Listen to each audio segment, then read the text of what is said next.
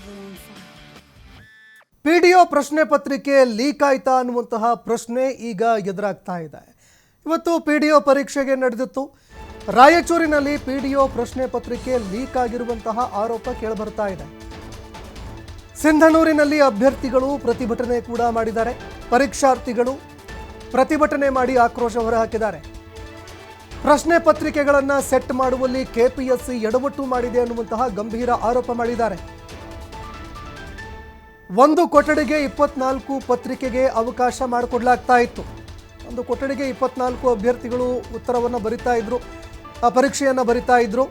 24 ಪ್ರಶ್ನೆ ಪತ್ರಿಕೆಗಳನ್ನು ನೀಡಬೇಕಾಗಿತ್ತು. ಆದರೆ ಒಂದು ಕೊಠಡಿಗೆ ಕೊಟ್ಟಿದ್ದು ಕೇವಲ 12 ಪ್ರಶ್ನೆ ಪತ್ರಿಕೆಗಳು ಮಾತ್ರ.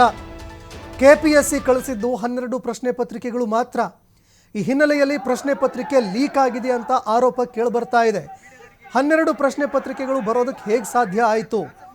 ಒಂದು ಕೊಠಡಿಯಲ್ಲಿ ಎಷ್ಟು ಜನ ಅಭ್ಯರ್ಥಿಗಳಿದ್ದಾರೆ, ಪರೀಕ್ಷೆ ಬರೆಯೋದಕ್ಕೆ ಹೋಗ್ತಾ ಇದ್ದಾರೆ, ಎಲ್ಲವೂ ಕೂಡ ಗೊತ್ತಿರುತ್ತೆ.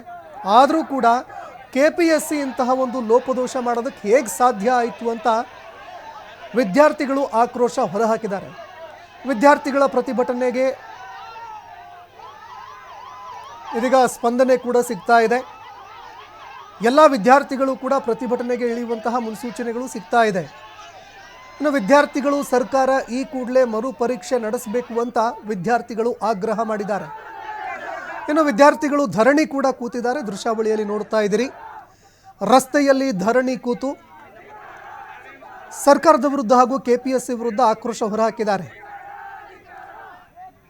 ಸರಿಯಾಗಿ ಆ ಒಂದು ಪರೀಕ್ಷೆಯನ್ನು ನಡೆಸಬೇಕಾಗಿತ್ತು, ಆದರೆ ಸರಿಯಾಗಿ ಪ್ರಶ್ನೆ ಪತ್ರಿಕೆಯನ್ನು ಕೊಟ್ಟಿಲ್ಲ. ಹೀಗಾಗಿ ಪ್ರಶ್ನೆ ಪತ್ರಿಕೆ ಲೀಕ್ ಆಗಿದೆ ಅನ್ನುವಂತಹ ಆರೋಪ ವಿದ್ಯಾರ್ಥಿಗಳು ಮಾಡಿದ್ದಾರೆ.